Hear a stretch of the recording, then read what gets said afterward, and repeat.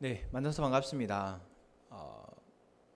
네, 참 보고 싶었고 따로 볼 수도 있고 하지만 또 이 자리에 모여서 예배하는 자리에서 함께 보는 것, 그리고 함께 밥을 먹는 것, 그리고 함께 삶을 나누고 하나님 말씀의 은혜를 나누는 것, 그것을 참 하고 싶었습니다. 네. 그래서 이렇게 모일 수 있음에, 할 수 있음에 참 감사합니다. 이번에 코로나19로 인해서 저희가 모일 수 없게 되었을 때 저는 사도행전의 초대교회의 모습을 계속 생각해 보게 되었습니다. 여러분과 함께 읽었던 그 1세기 교회 예배 이야기 혹시 기억나십니까? 노란색 책, 짧은 속책, 아직 안 보신 분들도 있을 텐데요. 그 책이 이야기하고 있는 초대교회의 사도행전에 나오는 초대교회의 모습들이죠. 예수 그리스도 이후에 이제 복음을 들은 사람들이 모여서 함께 형성했던 그 공동체, 어디 많은 사람들이 모일 수 있는, 그리고 공식적으로 드러내놓고 모일 수 없었던 시대였기 때문에 각자의 가정에서 몇몇 주변에 있는 사람들이, 그리스도인들이 모여서 예배했던, 매주 또는 매일, 성경에서야 오늘 저희가 읽겠지만 매일 날마다 모이며 떡을 떼고 기도하고 예배했다라고 나오지만 그것은 그럴 수 없는 상황 가운데 그런 마음이, 그들의 그러한 마음으로 모였다라는 것이 되고, 아마 그들이 매일 모이기가 어려운 상황이요, 매주 모이기가 어려운 상황이었습니다. 그러한 초대교회의 모습이 이번 코로나19 때문에 저희가 간접적으로, 아니 직접적인가요? 직접적으로 조금 느껴보지 않았을까 생각이 듭니다.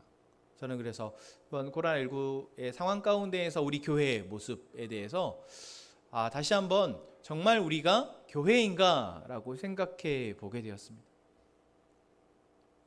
그리고 정말 우리가 교회라고 보여지고 들려지는 이 땅에 있는 많은 교회들이 정말 교회인가 하고 또 생각해 보게 됩니다. 그렇다면 교회는 무엇인가 라는 것이죠. 하나님이 분명 우리에게 교회를 허락하셨는데, 그럼 그 교회는 무엇이냐 라는 겁니다.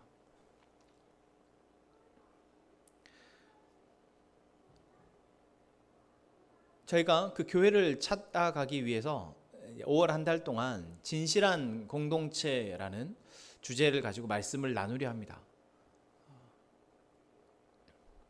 그리고 오늘은 그 첫 시작으로 진실한 공동체의 부르심이라는 제목의 말씀을 나누죠. 여러분들이 모일 수 없었을 때 이게 이렇게 오래 갈 줄을 몰랐죠. 사실 2달여의 시간 동안 우리가 모이지 못할 줄은 몰랐고, 잠깐 못 모으면 되지. 그래서 모이지 못하는 것이 이렇구나 저렇구나. 처음에는 마음이 좀 서운하기도 하고, 또 한편으로는 그래도 안 가니까 주일 아침에 씻고 준비해서 30분씩 차를 타고 안 가니까 편하구나. 그래도 이런 좋은 점도 있네 라고 생각하면서 아마 한 주 한 주 이렇게 갔을 텐데, 이게 한 달이 되고 이제 2달 가까이 되면서 여러분들의 마음이 어땠을지 조금 궁금합니다. 여러분들 안에 정말 교회가 어떠한 의미가 있었을지, 함께 행복한 교회는 여러분들에게 또한 어떤 의미였을지 참 궁금합니다.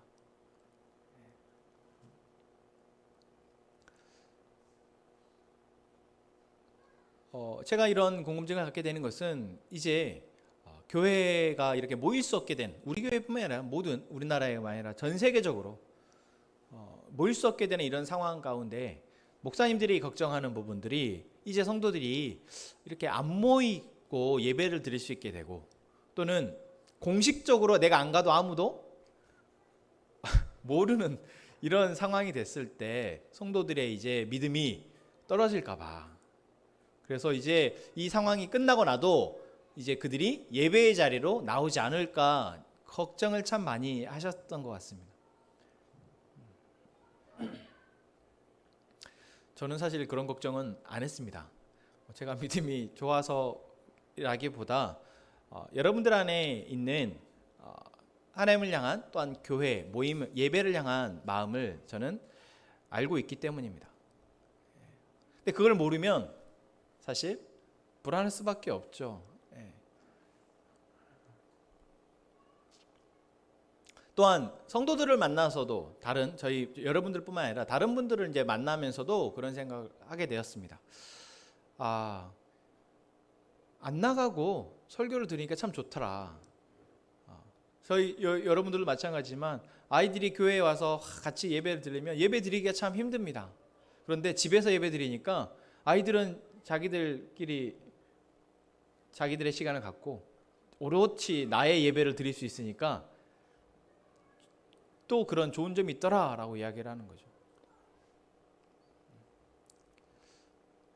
여러분들은 이런 이야기들을 들으시면서 어떠한 여러분들은 맞아 나도 그랬었지 라는 생각이 드시죠.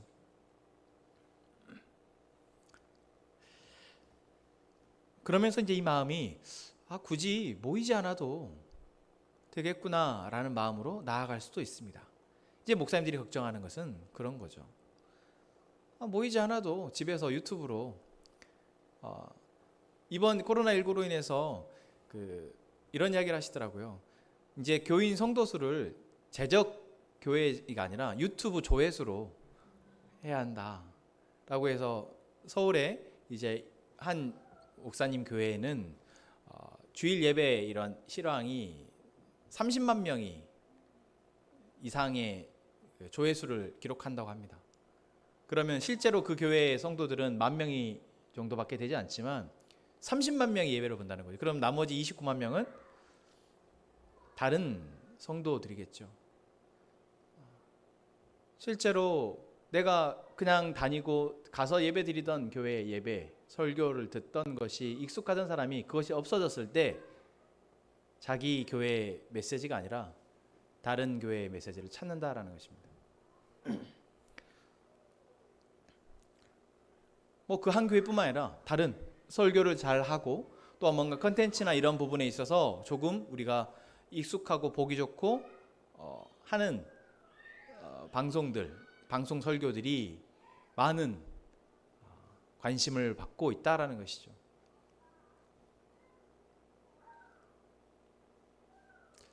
그래서 예배라는 것 또는 우리가 교회라는 것이 단순히 설교를 듣기 위해서, 말씀을 듣기 위해서 가는 곳이냐 라는 질문을 하게 됩니다. 여러분 그렇지 않죠? 여러분은 그렇지 않다라고 생각하신다고 저는 믿습니다. 교회는 단순히 설교 듣는 것이 아니고 또 설교가 포함되어 있는 말씀이 포함되어 있는 교회는 단순히 예배를 드리기 위한 모임이 아닙니다. 여기서 제가 말하는 예배는 우리가 흔히 통상적으로 모여서 이 1시간여의 시간 동안 드리는 예배를 말합니다. 그렇다면 진짜 교회는 무엇이냐라는 것이죠. 오늘은 그 첫 시간으로 사도행전 2장의 말씀을 살펴봤습니다. 이 사도행전 2장은 여러분이 아시는 분도 있겠지만 이제 예수님이 십자가에 죽으시고 그리고 3일 만에 다시 부활하셔서 제자들에게 나타나셨습니다. 막달라 마리아부터 시작해서 베드로와 다른 제자들 그리고 다락방에 모여있던 제자들에게 나타나셨습니다. 그리고 이제 40일 동안 제자들과 함께 계시면서 마지막 당부의 말씀을 하시죠. 그때 이야기가 바로 사도행전 1장에 기록되어 있습니다. 뭐라고 되어 있습니까? 3절 사도행전 1장 3절에 그가 고난받으신 후에 또한 그들에게 확실한 많은 증거로 친히 살아계심을 나타내사 40일 동안 그들에게 보이시며 하나님 나라의 일을 말씀하시니라. 하나님 나라의 일을 40일 동안 이야기하셨다라는 것입니다. 3년 동안 공생의 시간 동안 하셨던 일을 40일로 압축해서 다시 한번 제자들에게 확인시켜 주시는 것이죠. 그런데 그 전 3년과 이 40일은 어마어마한 차이가 있습니다. 무엇일까요? 예수님이 십자가에 죽으시고 다시 부활하심이 가운데 있습니다. 3년 동안 예수님이 따라다녔던 그 제자들이 말씀도 듣고 기적도 보고 귀신도 쫓아내는 것들을 봤지만, 그때 예수님이 하셨던 하나님의 나라 복음에 대해 들었던 것과 예수님이 십자가에 진짜 죽으시고 부활하신 이후에 40일 동안 듣는 것, 여러분 달랐을 것입니다. 그냥 말로만 듣는 것과 정말 이제 나의 삶에, 나의 죄의 문제와 나의 영혼의 문제를 완전히 해결받고 확신에 찬 모습으로 예수님이 하신 이야기들을 들었었다는 것이죠. 그리고 예수님이 이제 40일 이후에 하나님 나라에 올라가시면서 제자들에게 너희는 성령이 너희에게 임할 때까지 떠나지 말고 모여서 기도하라 라고 이야기하십니다. 그리고 이제 예수님이 가시고 나서 10일 후, 우리가 오순절이라고 말하죠. 그 10일 후 성령이 모여서 마가의 다락방에 모여있는 제자들에게 임하셨고, 그들이 이제 그 성령님의 힘을 통하여서, 성령님의 인도하심을 통하여서 나아가서 예수님이 그들에게 보여주셨고 전하셨던 그 말씀을 이제 사람들에게 전하기 시작합니다. 오늘 우리가 읽진 않았지만 사도행전 2장의 이야기가 바로 그 이야기입니다. 그래서 베드로가 광장에 나아가서, 사람들이 많이 모여있는 곳에 나아가서 당신들이 십자가에 못 박혀 죽인 그 예수가 바로 우리를 구원하시기 위해서 오신 분이시다. 그분은 구약의 말씀에서부터 이미 예언되어 있었던 분이시다. 그런데 너희가 죽였다. 이제 우리가 그분을 통해서 구원받을 수 있습니다 라고 설교를 한 것이죠. 자, 오늘 저희가 읽은 37절부터는 바로 그 설교에 대한 모여있던 사람들의 반응입니다. 37절은 뭐라고 되어 있습니까? 그들이 이 말을 듣고 마음에 찔려 베드로와 다른 사도들에게 물어 이르되 형제들아 우리가 어찌할꼬 하거늘. 예수님을 직접 보고 예수님으로부터 직접 이제 하나님 나라와 그 하나님 나라의 삶을 살아가야 할 자기들이 어떠한 사명을 가지고 살아야 되는지를 이제 확신한 제자들이 이제 성령님의 인도하심과 도우심을 통해서 담대하게 하나님의 나라와 예수 그리스도의 복음을 증거했을 때 그것을 들은 사람들의 반응은 무엇입니까? 그럼 우리가 어떻게 해야 되냐라는 것입니다. 여러분, 우리는, 교회는, 공동체는 이 과정이 있는 사람들의 모임입니다. 무엇입니까? 그럼 나는 어떻게 해야 되냐라는 것이죠. 여러분, 진실한 공동체, 다시 말하면 성경에 하나님이 말씀하시는 우리의 공동체는 먼저 나는 그럼 어떻게 해야 됩니까? 라고 반응하는 사람들의 모임이어야 합니다. 왜 그렇습니까? 그들이 마음에 찔렸고 그럼 우리가 어찌해야 되냐라고 물었다는 것은 그들이 내가 죄인이다라는 것을 발견했다라는 것입니다. 내가 지금까지 살아오면서 많은 일들을 해왔고 또 앞으로도 하려고 생각하고 살아왔는데 지금 내가 이 순간에 베드로 사도로부터 듣는 이 말씀을 듣고 보니 그게 아니었구나. 내가 예수님을 십자가에 죽였구나. 나의 죄가 예수님이 십자가에 돌아가시게 만들었구나. 그러면 이제 내가 어떻게 해야 됩니까? 라고 물어야 한다라는 것이죠. 여러분, 그 물음이 없는 사람은 사실 공동체라고 할 수 없습니다. 그 물음을 묻지 않고는 교회의 일원이 될 수 없습니다. 아니, 예배는 나올 수 있겠죠. 교회 모임에 참여할 수는 있을 겁니다. 하지만 진정으로 그 사람은 교회가 될 수 없습니다. 여러분, 진실한 공동체라는 것은 먼저 하나님 앞에 진실해야 합니다. 예수 그리스도의 십자가 앞에 진실해야 해요. 뭐 서로 진실하고 서로 솔직하게 이야기하는 공동체? 아니요. 여러분, 우리가 상대방에게 아무리 솔직하자고 이야기를 한다고 해도 여러분, 우리는 내 안에 보호막이 작동하기 때문에 사람 앞에 솔직해질 수 없습니다. 하물며 사람에도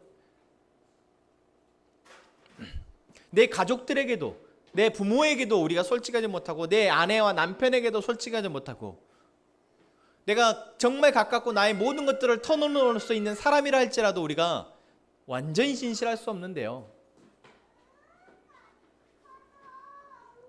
우리가 진실한 공동체라고 이야기한다고 해서, 우리가 서로에게 진실해집시다라고 해서 그게 진실해질 수 있냐라는 것이죠.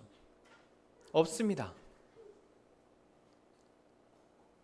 그러나 우리가 하나님 앞에 먼저 내가 죄인임을 인지하고, 하나님의 나라와 하나님의 복음에 대해서 말씀하시고 하나님의 계획과 하나님의 의에 대해서 말씀하실 때 내가 나의 힘으로는 어찌할 수 없는 죄인이구나 라는 것을 인정할 때, 그 앞에 진실해질 때 우리는 이제 진실한 공동체로 나아갈 수 있다라는 것입니다. 우리가 예수님을 알게 되었다라는 것은 예수님의 십자가의 죽으심과 부활에 대해서 알게 되어졌고, 이제 그것이 내 마음에 들어왔다는 것은, 이것은 바로 하나님이 우리를 진실한 공동체로 부르시는 초대입니다. 그리고 우리는 그 이후 베드로가 말한 것처럼 회개하여 예수의 그리스도의 이름으로 세례를 받고 죄 사함을 받은 사람들입니다. 내가 죄인임을 깨달았을 때, 그래 너는 이제 죄인이니까 너는 죽어라 라고 말씀하시는 것이 아니라, 내가 죄인임을 인정했을 때 너가 이제 알았구나, 이제 내가 너를 위해서 죽었으니 이제 너는 나를 믿고 죄 사함을 받았음을 믿어라 라는 것입니다. 그것을 이제 내가 고백하는 사람들이 세례를 받는 것입니다. 여러분, 우리는 모이면 공동체가 아니라 예수 그리스도를 통해서 나의 죄를 깨닫고 예수 그리스도가 나의 죄 문제를 해결하였음을 고백하는 그러한 사람들입니다.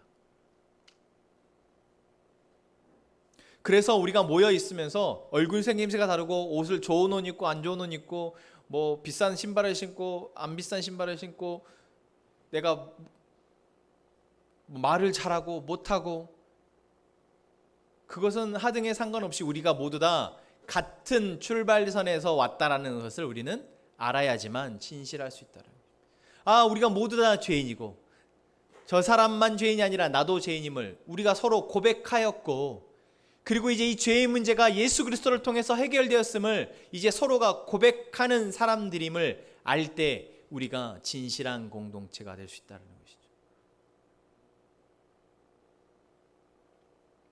여러분, 우리가 목욕탕을 가면 모두가 똑같아집니다. 생김새가 똑같아집니까? 아니요. 키가 똑같아집니까? 아니요. 뭐가 똑같아집니까? 우리가 걸친 옷이 다 없어진다는 것이죠.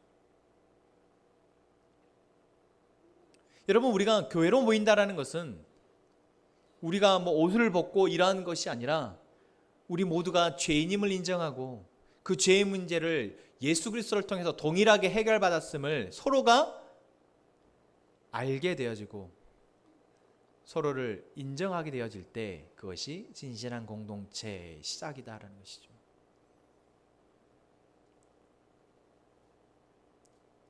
그래서 한 공동체 안에 이제 예수 그리스도를 믿겠다고 하고, 그리고 이제 내가 정말 예수님을 영접한다고 하고, 그리고 세례를 받을 때 그 세례의 자리가 무엇입니까? 바로 모든 사람이 저 사람도 이제 우리와 같은 사람이 된다는 거구나. 저 사람이 그 전에 어떤 모습이 있던, 저 사람이 그 전에 어떤 죄를 지었던, 그 사람이 그 전에 나와 어떤 관계이든 그것은 이제 다 과거의 일이고, 이제 저 사람도 예수 그리스도를 통해서 죄 사함을 받고, 이제 예수 그리스도를 통해서 자신의 삶을 새로운 존재로 살아가기를 다짐하는 나와 같은 사람이구나. 여러분, 그게 바로 세례입니다. 그래서 사실 교회 공동체 안에서 세례는 어마어마한 잔치의 자리입니다. 새로운 한 생명이 태어났을 때 우리가 막 산부인과 가서 축하해주고 하는 것처럼 우리가 세례를 받는다는 것은 그렇게 모두가 한 생명이 태어남을 기뻐해주고 축하해주는 자리다라는 것이죠.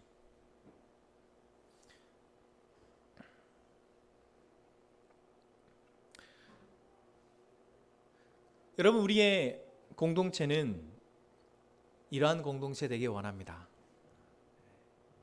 하나님이 우리를 초대하셨고 예수 그리스도의 십자가의 은혜를 입은 자로 초대하셨고 이제 그 은혜를 통해서 우리가 죄를 깨닫고 이제 죄를 깨달아 내가 온전히 나의 삶의 주인이 내가 아니라 예수 그리스도가 나의 삶의 주인심을 고백하는 세례를 받고 그리고 그 세례를 받음을 통해서 우리가 모두 다 같은 마음으로 살아갈 수 있는 존재임을 서로 인정하고 이제 서로의 가족됨을 알고 서로 살아가게 되는 그러한 공동체 되기를 원합니다.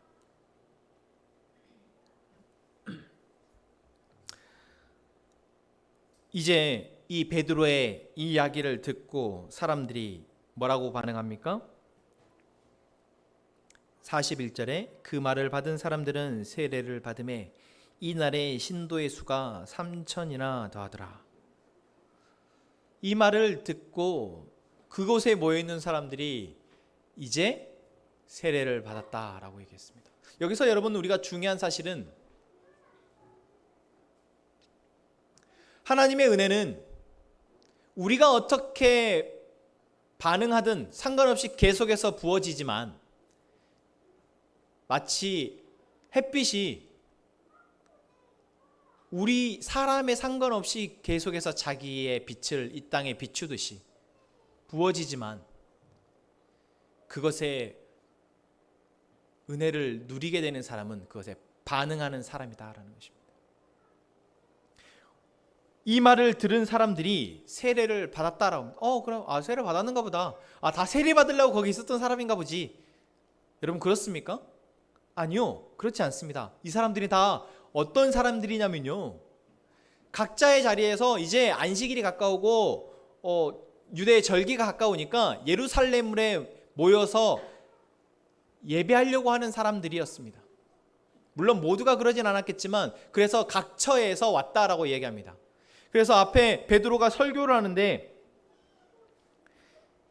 베드로가 하는 말들을 2장 4절 말씀에 보면 이렇게 말하죠. 그들이 다 성령의 충만을 받고 성령이 말하게 하심을 따라 다른 언어들로 말하기 시작하니라. 이게 무슨 말입니까? 그곳에 여러 말을 쓰는 사람들이 있는데 그 사람들이 다 들려지게끔 베드로가 설교를 하였다라는 것입니다. 그 사람들이 어떤 사람들이냐면 9절 말씀에 이렇게 됐습니다. 바데인, 메데인, 엘라민, 메소포타미아, 유대, 갑바도기아, 본도, 아시아, 브르기아와 밤빌라와 애국과 및 구레네에 가까운 리비아 여러 지방에 사는 사람들과 로마로부터 온 나그네 곧 유대인과 유더계에 들어온 사람들과 그레데인과 아라비아인들이라. 한마디로 뭡니까? 온갖 사람들이, 온 세계 사람들이 다 모여있다라는 거야. 그런데 그 사람들이 지금 베드로의 설교를 듣고 어땠다라고 말하고 있습니까? 세례를 받았다라는 것입니다. 세례를 받았다라고 딱 표현되어 있지만 이것은 무엇입니까? 베드로의 말씀을 듣고 내가 죄인이구나. 그래서 내가 예수 그리스도를 내 삶의 주인으로 모시는 것 외에는 이제 답이 없구나. 내가 이제 내 삶의 주인으로 예수님을 모시겠습니다 라고 결단을 하고 세례를 받았다라는 것입니다. 여러분, 그래서 공동체는 그냥 모이는 것이 공동체가 아닙니다. 물론 모이는 것도 어렵죠. 여러분, 오늘 아침에 비가 왔습니다. 안 나오시다고 나오시려고 하니까 얼마나 힘이 드셨어요. 그죠? 집에서 편하게 TV로 또는 핸드폰으로 예배를 드리시다가 아침에 준비해서 나오는 거 쉽지 않습니다. 그런데 여러분, 모이는 것이 어렵다고 해서 내가 모여서 내가 그곳까지 가니까 내가 그래도 좋은 옷을 차려입고 그래도 가니까 그것이 내가 할 수 있는 정성이고 이것도 내가 큰일이야 라고 생각할 수 있지만 여러분 그렇지 않습니다. 정말 우리가 진실한 공동체가 되기 위해서 해야 할 것은 예수 그리스도를 내 삶에 모시는 선택을 하는 것입니다.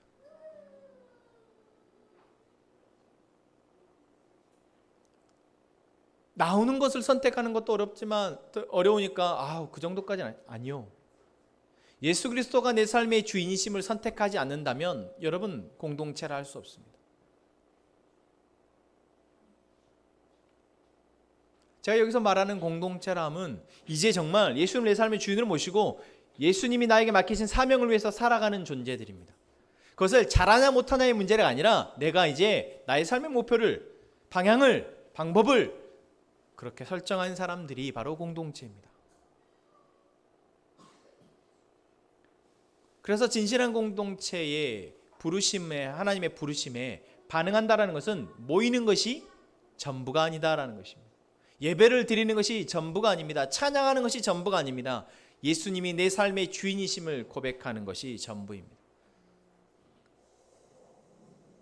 그래서 이제 내가 내 삶에 예수님이 말씀하시는 대로 나의 삶을 살아가겠습니다 라고 선택하는 것이 전부입니다. 그것을 우리가 뭐라고 표현합니까? 믿음이라고 표현합니다. 그래서 진실한 공동체는 바로 믿음의 공동체입니다. 믿음의 공동체입니다.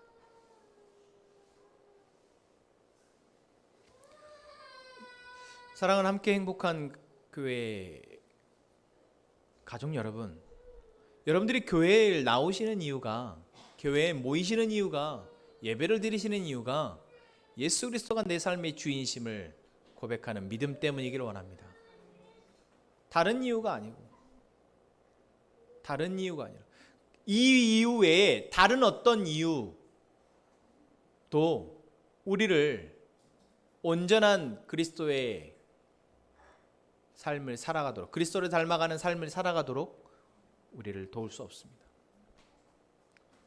그 외 다른 이유들을 가지고 모일 수는 있겠지만 예수 그리스도가 내 삶의 주인이시며 이제 내가 예수 그리스도를 내 삶의 주인이 되어주심을, 예수님을 내 삶의 주인으로 모시며 살아가기를 다짐하는 그러한 믿음이 이유가 되지 못한다면, 그 이유가 없다면 여러분 그 어떤 다른 이유들은 다 허사가 되고 맙니다. 그래서 여러분 우리가 진실한 공동체가 되기 위해서 예수 그리스도가 내 삶의 주인이심을 고백하는 공동체 되기를 원합니다. 내 삶의 주인이시기를 계속해서 선택하고 믿음으로 살아가는 공동체 되기를 원합니다.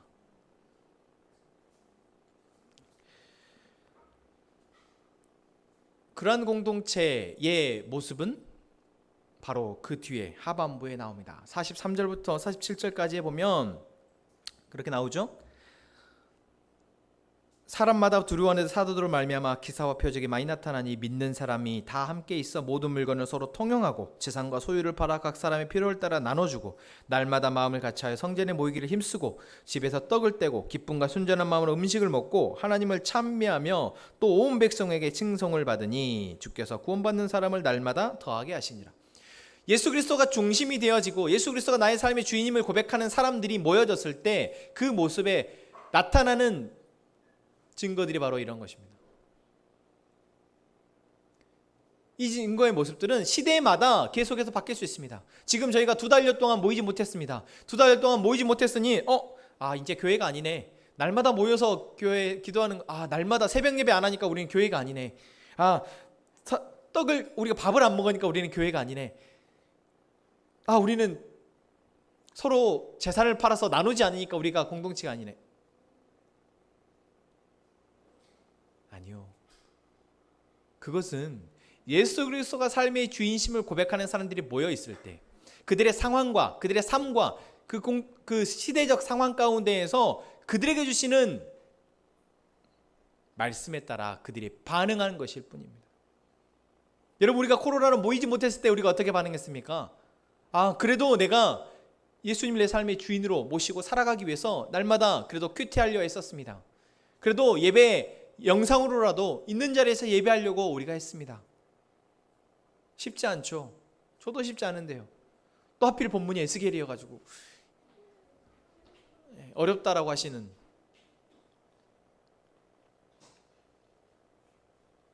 어떤 분들은 아예 생계가 무너져서 어려운 상황에 처한 사람들이 있습니다.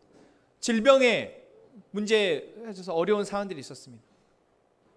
상황은 계속해서 바뀌지만 중요한 것은 무엇입니까? 예수 그리스도가 내 삶의 주인심을 고백하고 내 삶의 주인이 되시기 위해서 내가 어떻게 예수 그리스도의 말씀에 따라 나의 삶을 살아낼 것인가를 선택하는 사람들의 모임은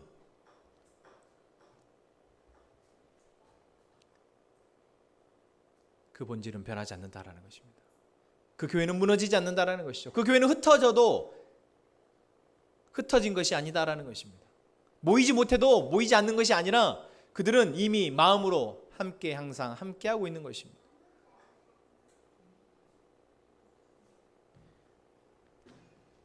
우리 함께 행복한 교회가 진실한 공동체 되기를 원합니다. 우리 함께 행복한 교회가 예수 그리스도가 내 삶의 주인심을 고백하고 이제 그것을 선택하여 믿음으로 살아내는 공동체 되기를 원합니다. 그러한 우리의 모임 가운데, 우리의 공동체 모습 가운데 정말 이 사도행전의 초대교회와 같은 그러한 모습들이 드러나기를 원합니다. 우리가 지금 일주일에 한 번, 두 번밖에 모이지 않지만 우리가 서로에게 필요하다면 매일, 함께 살아갈 수도 있는 그런 공동체. 지금 우리가 서로의 재산을 다 내놓고 공동생활을 하지 않지만 정말 그것이 필요하다면, 그런 상황이 필요한 시대가 되어진다면 정말 그것을 선택할 수 있는 그러한 공동체.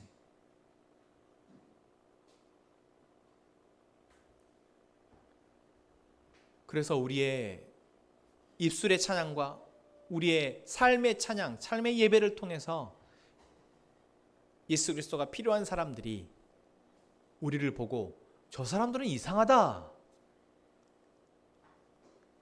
라고 여기며 우리들을 저 사람들이 참 멋있구나 라고 칭송, 인정할 수 있는 그러한 공동체 되기를 원합니다. 여러분, 그렇다면 이제 오늘 말씀에 나온 것처럼 구원받는 사람들은 더해질 것입니다. 우리가 해야 할 것은 사람들을 모이게 하는 것이 아니라 예수 그리스도가 우리의 삶의 주인이심을 믿고 고백하고 살아내는 것이고, 예수 그리스도가 주인이신 것이 진정한 교회의 공동체임을, 진정한 그리스도인임을 우리 주변에 있는 사람들에게 전하고 그들 또한 우리와 같은 존재가 될 수 있도록 하는 것, 그것이 바로 우리가 해야 할 일입니다. 그 일은 혼자 할 수 없기 때문에 우리가 모이는 것입니다. 사랑하는 함께 행복한 가족 여러분, 정말 반갑습니다. 정말 모일 수 있어서 너무나 감사합니다. 하지만 우리가 예수 그리스도의 마음을 가지고 모이는 그런 공동체 되기를 소망합니다.